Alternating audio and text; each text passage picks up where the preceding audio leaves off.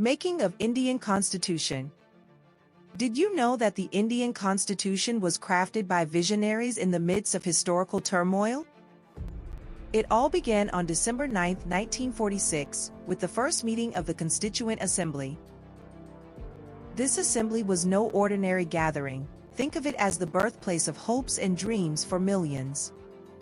Fast forward to August 29, 1947, the drafting committee was appointed to shape the future.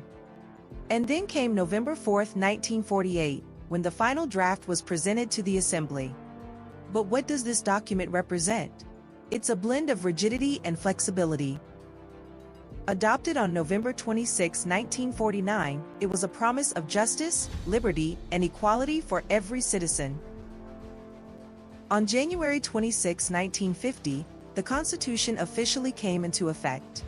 A day celebrated as Republic Day. Key figures, like Dr. Rajendra Prasad, led the charge. He became the first president of India. Ever wonder where the ideas for the Constitution came from? Think the USA, among others. The journey wasn't easy. Political negotiations shaped its path, leading to the Cabinet Mission Plan.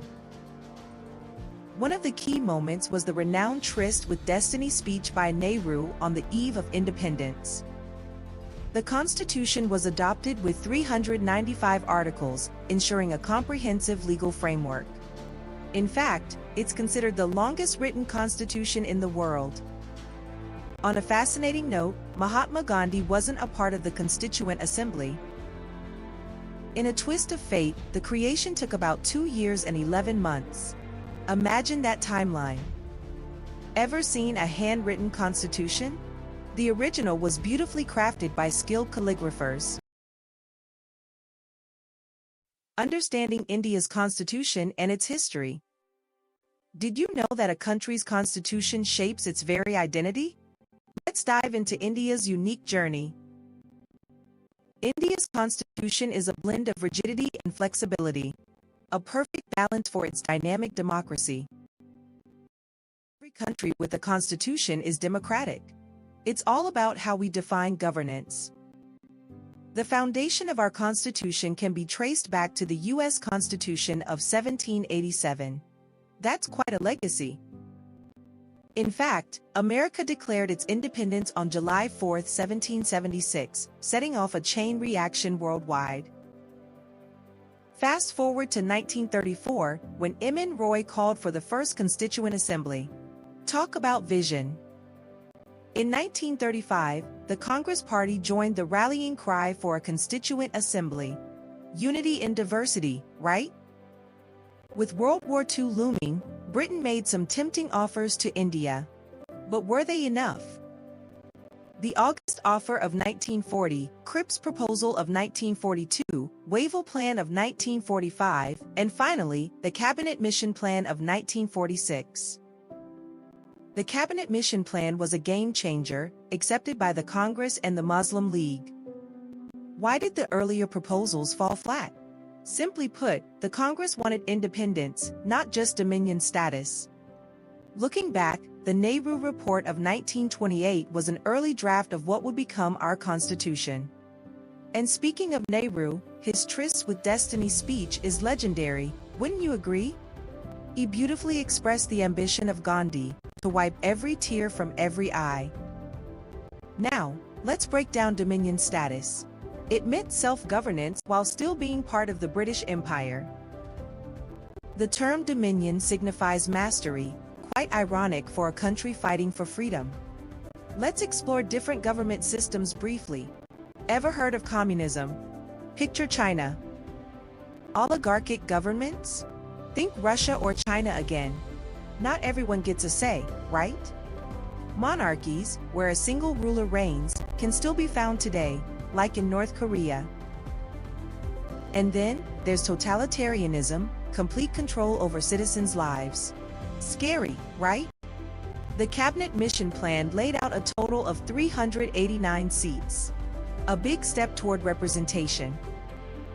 Breaking it down further, we had 296 seats for Hindus and 93 for Muslims. A crucial balance. Now, let's talk about the interim government structure. The Viceroy played a significant role. Lord Mountbatten took over from Wavell in February 1947. Talk about pivotal moments in history. The Commander-in-Chief, Sir Claude Auchinleck, had his hands full during this tumultuous time. And don't forget Jawaharlal Nehru, who became Vice President overseeing external affairs. Nehru's vision for India was all about partnership and progress, wouldn't you say? Together, these crucial elements laid the groundwork for the India we know today. Reflect on how far we've come since then. Our Constitution is still evolving. As we conclude this journey through history, remember that our Constitution defines us. So, how does the Constitution impact your everyday life? Reflect on it. Did you find this exploration interesting? Dive deeper into our rich history.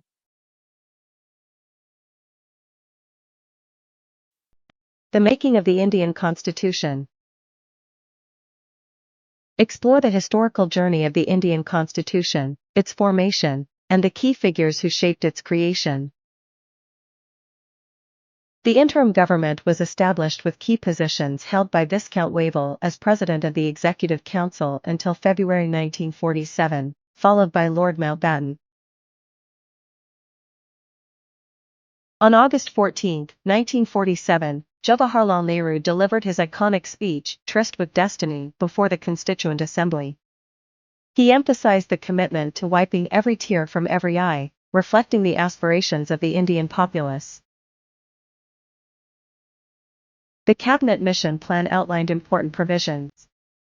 Total seats allocated were 389, divided into 296 for the Indian provinces and 93 for the princely states. During World War II, the British government made several offers to India. The August Offer, 1940, Fripp's Proposal, 1942, Wavell Plan, 1945, and finally the Cabinet Mission Plan, 1946. Reasons for the rejection of earlier proposals. Congress demanded full independence, Purna Swaraj, whereas the offers only suggested dominion status. Thank you for watching this video. We hope you found this exploration of the Indian Constitution's making insightful.